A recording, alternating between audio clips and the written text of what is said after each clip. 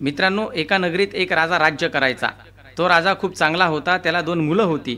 आपल्या मृत्यूनंतर त्या दोघी मुलांमध्ये भांडण होऊ नये म्हणून त्या राजाने राज्यकारभार सांभाळण्यासाठी मोठ्या मुलाला रीतिरिवाजाप्रमाणे युवराजाचं पद दिलं व धाकट्या मुलाला सेनापती पदावर नियुक्त केलं। काही दिवसानंतर त्या राजाचा मृत्यू झाला।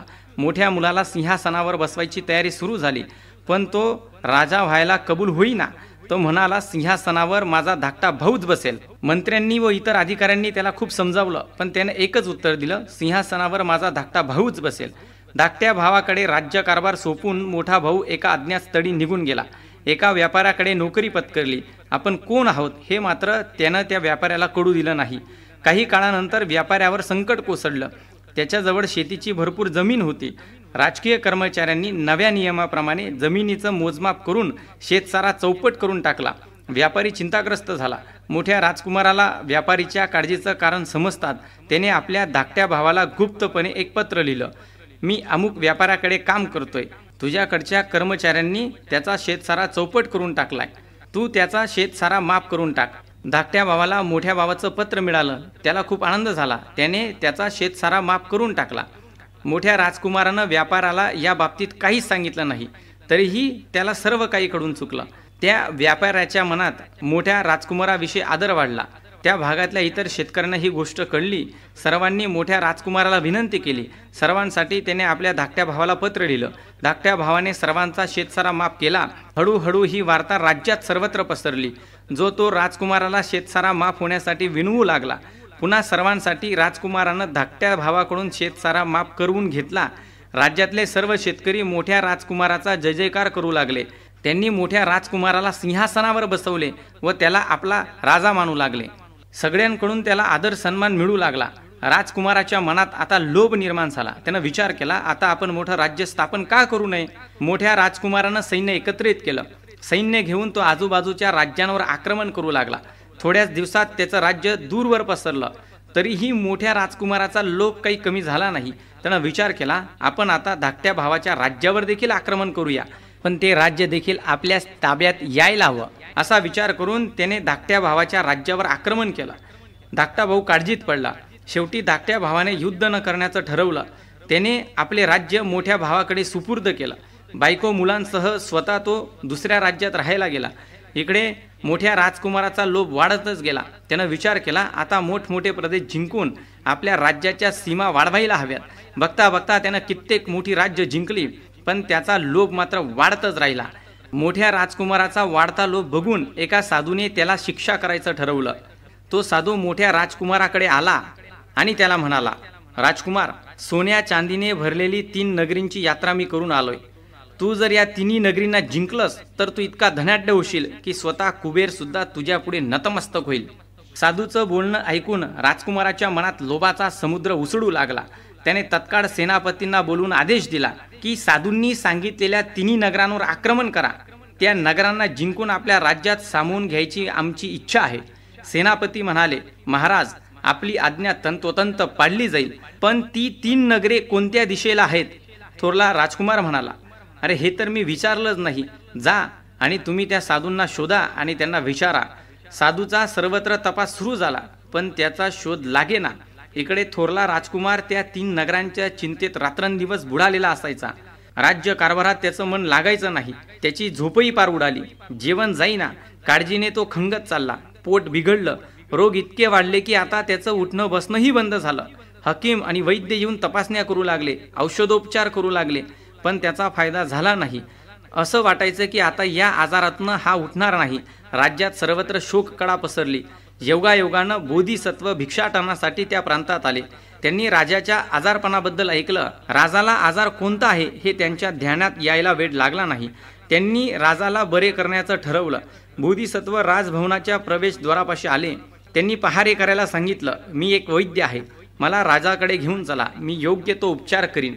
बोधिसत्वाकडे बघून राजा क्षीण स्वरात म्हणाला, मोठे मोठे वैद्य माझी चिकित्सा करण्यात अपयशी ठरले आहेत।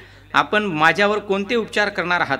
बोधिसत्वाने विचारलं, तुमचा हा रोग तुम्हाला कधीपासून जडला व कसा जडला एवढे सांगू शकाल का?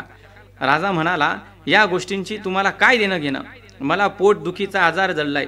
तुमच्याकडे या रोगावरचं औषध असेल तर द्या। बोधिसत्व म्हणाले, राजन, कोणत्याही रोगावर उपचार करण्यापूर्वी तो रोग कधी व कसा जडला हे जाणून घेणं फार आवश्यक असतं. हे जाणून घेतल्याशिवाय व्यवस्थित उपचार होऊ शकत नाही. राजाने बोधिसत्वाला सगळी हकीकत सांगितली. राजा म्हणाला, सोन्या चांदीने भरलेल्या त्या 3 नगरींना जिंकण्याच्या काळजीत आणि चिंतेत मी आहे.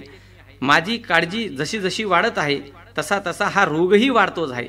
आता उठणं बसणं देखील जमत नाही.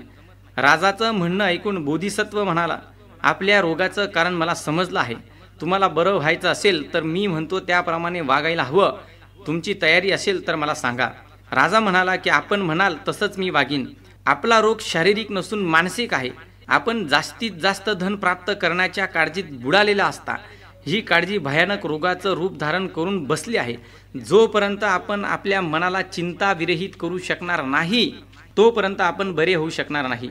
आपणाजवळ कशाची कमी आहे? सगळं काही भरपूर आहे. माणसाने जरुरीपेक्षा जास्त धनाचा साठा करू नये. बोधिसत्वाच्या उपदेशानं राजाला आपली चूक समजली. त्या दिवसापासून त्याने चिंता करणं सोडून दिलं. हळूहळू राजाला आता बरं वाटू लागलं. काही दिवसातच राजा पूर्ण बरा झाला. पुढे बोधिसत्वाचा शिष्य झाला. सर्वत्र भ्रमण करून त्याने बोधिसत्वाच्या शिकवणुकीचा प्रचार केला. मित्रांनो, याच पद्धतीनं अनेक माणसांच्या मनात विघातक विचार भरलेले असतात. एखाद्या बागेमध्ये फुलांपेक्षा तण आणि घनच जास्त असावे तसं त्यांचं मन असतं. त्यांच्या मनात सतत भीती, निराशा, मत्सर आणि न्यूनगंड भरलेला असतो. त्यामुळे उत्तम विचार व उत्तम भावना यांच्यासाठी त्यांच्या मनात जागा नसते. नेहमी फुलझाडांसारख्या नाजूक रोपांवर तण वर्चस्व गाजवते व तण माजले की फुलझाडे कोमसतात व खुरटी राहतात. ही गोष्ट कुठल्याही बगीचावाल्याला माहिती असते. म्हणून तो फुलझाडांना संरक्षण देतो. फुलझाडांच्या आजूबाजूचं तण उपटून फेकतो. त्यानंतरच त्या उद्यानात सुवासिक व सुंदर फुले वाऱ्यावर डोलू लागतात.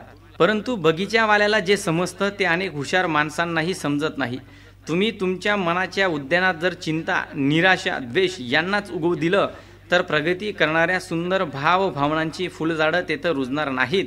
बागेत सुद्धा निरुपयोगी हरडी आपली मुळे खोलवर रुजवते. मग त्या जमिनीत चांगली रोपे वाढू शकत नाही. चिंता सुद्धा निरुपयोगी गवताप्रमाणे आहे. या चिंतारूपी गवताने अनेक सुंदर उद्यानांचा नाश केला आहे. हे गवत वेळीच न उपटल्यामुळे अनेकांचे व्यक्तिमत्व खुजे राहिले आहे. त्यांचा विकास थांबला आहे. या जगात आयुष्याचा निखळ आनंद मिळवू शकणारी माणसं फार कमी असतात. विश्रांती घेतानाही बहुसंख्य माणसांचं मन स्वस्थ नसतं. आनंदाचे कण माणसाकडे कधी कधी उडत येतात, पण चिंतेचे वादळ या कणांना लांब उडवते. एक महान सम्राट होता. तो म्हणत असे की माझ्या आयुष्यात 100 दिवसांपैकी आनंदाचा एकच दिवस उगवतो. हे ठीक आहे, पण सामान्य माणसं जेव्हा हेच म्हणतात तेव्हा आश्चर्य वाटतं. आजपर्यंत तुमच्या आयुष्यात आनंदाचे किती दिवस आलेत? किती दिवस तुम्ही चिंतामुक्त जीवन जगलात? सम्राटाप्रमाणे 100रातला फक्त एक दिवस. प्रत्येकाच्या चिंता ह्या अजून वेगवेगळ्या असतात. गरीबाला चिंता असते खायला मिळण्याची, तर भरपेट खाणाऱ्याला चिंता असते खाल्लेलं पचवण्याची. रोग्याला चिंता असते रोगापासून मुक्त होण्याची, तर डॉक्टरांची चिंता असते रोगी येण्याची. पैसे मिळत नाही म्हणून दरिद्री लोक चिंतेत असतात, पण जास्त पैशांचं करायचं काय ही चिंता असते श्रीमंतांची. हाडकुळ्यांना चिंता असते बॉडी बनवण्याची, तर पैलवानांना चिंता असते खुराकाची. लहानपणी चिंता असते शिक्षणाची, तर मोठेपणी चिंता असते नोकरी मिळवण्याची. नोकरी लागलेल्यांना चिंता असते बढती मिळवण्याची. तरुण तरुणींना चिंता असते योग्य जोडीदार मिळेल की नाही याची. एकंदरीत आमचं सारं आयुष्य चिंतेत जातं. मित्रांनो, जेव्हा क्रूर चीनी सैनिक आपल्या कैद्यांचे हाल करतात तेव्हा ते कैद्यांचे हातपाय बांधून त्यांच्या डोक्यावरती पाण्याची पिशवी टांगून देतात, जिच्यातून सतत पाण्याचे थेंब टपकत असतात. आणि टप टप डोक्यावर सतत टपकणारे हे ठिपके घणाघात करायला लागतात आणि माणसाला वेडं करून सोडतात. अशाच पद्धतीनं माणसांचे हाल करण्याची हीच पद्धत स्पॅनिश आणि हिटलरच्या जर्मन छळछावण्यांमध्ये सुद्धा वापरली जात होती. मित्रांनो, चिंता ही सतत त्या पडणाऱ्या ठिपक्यांच्या टपटप आवाजासारखी असते आणि या चिंतेच्या वाजणाऱ्या टपटपीमुळे माणूस वेडा होतो आणि स्वतःला उद्ध्वस्त करून घेतो. चिंतेमुळे कसलेच विधायक कार्य झालेले नाही. संशय आणि चिंता यामुळे अनेक लोक आत्महत्याही करतात. अजून न आलेल्या संकटांची काळजी करताना लोक खूप त्रास भोगतात. भविष्य काळात आपण दरिद्री होऊ, अयशस्वी होऊ असा संशय व भीती मनात बाळगून अनेक लोक आजचं अल्प सुख सुद्धा भोगू शकत नाही. शेकडो लोकांनी आपलं आयुष्य काल्पनिक चिंतांनी निरर्थक बनवलेलं असतं. ते नेहमी आलेला दिवस न उपभोगता भविष्यातील हाल अपेष्टांकडे नजर लावून बसतात व आजचं सुख नष्ट करतात. एक महिला आपल्या पतीला म्हणाली, 10 दिवसांनी घर भाडं द्यायचं आहे. कसं देणार आपण? पती म्हणाला, 10व्या दिवशीच्या भाड्यासाठी 9 दिवस काळजी का करायची? त्या दिवशी बघू काय करायचं ते. भाडे द्यायची काळजी करत बसा असं तर करारामध्ये लिहिलं नाही ना, अशी तो तिची समजूत काढतो. मित्रांनो, तुमच्या मनात चिंता ठेवून तुम्ही दुसऱ्या माणसांचं मन वळवू शकत नाही. चिंतेमुळे तुमची स्वतःची प्रसन्नता नष्ट होते व इतरांचीही होते. चिंताग्रस्त माणसाचं कसलंच आकर्षण राहत नाही. म्हणून तुम्ही चिंता सोडून प्रसन्न राहाल, हसत खेळत बोला, जगाला दुःखी बनवू नका. जो माणूस कठीण परिस्थितीतही चेहऱ्यावरचे हास्य मावळू देत नाही, त्याचं धाडस कधी कमी होत नाही. जो माणूस सर्व कामं इच्छेविरुद्ध होत असताना व परिस्थिती प्रतिकूल असतानाही स्मित हास्य करतो, तो हिमतीने आपल्या मार्गावर पुढे जातो. तुम्ही चिंतन जरूर करा, पण चिंता करू नका. एका तत्ववेत्याने आपल्या अनुयायांना एक तत्व सांगितलं. ते तत्व असं की सर्व काही बदलू शकतं, पण परिवर्तनाचा नियम बदलत नाही. समजा पाण्याचा प्रवाह वाढतो आहे, त्यात तुम्ही तुमचा पाय टाकला आणि लगेच बाहेर काढला व पुन्हा त्याच पाण्यात तुम्ही तुमचा पाय टाकला, तर तो त्याच पाण्यामध्ये टाकता येईल का? तर अजिबात नाही. ते पाणी आता लांब गेलेलं असेल. मानवी जीवनाचा प्रवाह पाण्याचा प्रवाहासारखाच आहे. हे जीवन सतत बदलत असतं, सतत नवे पाणी येत असतं. मानवी जीवनात आजचा दिवस फक्त खरा आहे. उद्याचा दिवस कसा असेल हे कोण सांगू शकतं? मग उद्याच्या काळजीत आजचं सुख का नष्ट करता? जॉन रस्किन आपल्या टेबलावर एक दगड ठेवत असे. त्या दगडावर फक्त आज हा शब्द लिहिलेला असे. म्हणून कालची व उद्याची चिंता सोडून आज जे मिळालं आहे त्याचा आनंद घ्या. म्हणून चिंतामुक्तीसाठी काय करावं?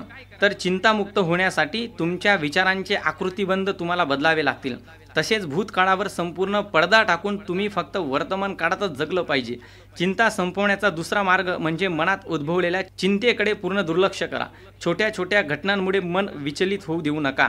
सतत कार्यमग्न राहा. समस्या सोडवण्यासाठी सर्व तपशील विचारात घ्या. समस्या सोडून त्यांची तड लावा. चिंता केल्यामुळे तुमचा फायदा होतोय का, असा प्रश्न स्वतःलाच विचारा. घटनातून जो निष्कर्ष निघेल तो चांगला आहे की वाईट, तो स्वीकारा. प्रत्येक समस्येला उत्तर असते किंवा उत्तरच नसते. समस्येला उत्तर असेल तर ते शोधून काढा. उत्तरच नसेल तर त्या समस्येकडे दुर्लक्ष करा.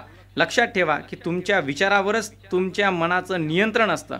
चिंता नाहीशी करणं ही गोष्ट तुमच्याच हातात आहे. मनाची शांतता आतून मिळते. बाह्य घटनांमुळे मनाची शांतता ढळू देऊ नका. तुमचे मन आणि शरीर बळकट ठेवा. चित्त एकाग्र करण्याचा प्रयत्न करा. मागील घटनांचे चांगले व सकारात्मक अनुभव जपा. प्रत्येक दिवशी इतरांना थोडी तरी मदत करा. आजचा दिवस तुमचाच आहे असं समजून घ्या. निश्चित निर्णय घ्यायची सवय लावा. विश्रांतीसाठी वेळ राखून ठेवा. तुमच्याजवळ असलेल्या गुणांची मोजदाद करा. तुम्हाला आयुष्यात जे सुख मिळेल ते सुख इतरांना वाटून त्याचा गुणाकार करा. मित्र आणि नातेवाईक यांचं भलं व्हावं असा प्रयत्न करा. शांतता व धैर्य यांचाच विचार मनात बाळगा. तरच तुम्ही चिंतामुक्त जीवन जगू शकता.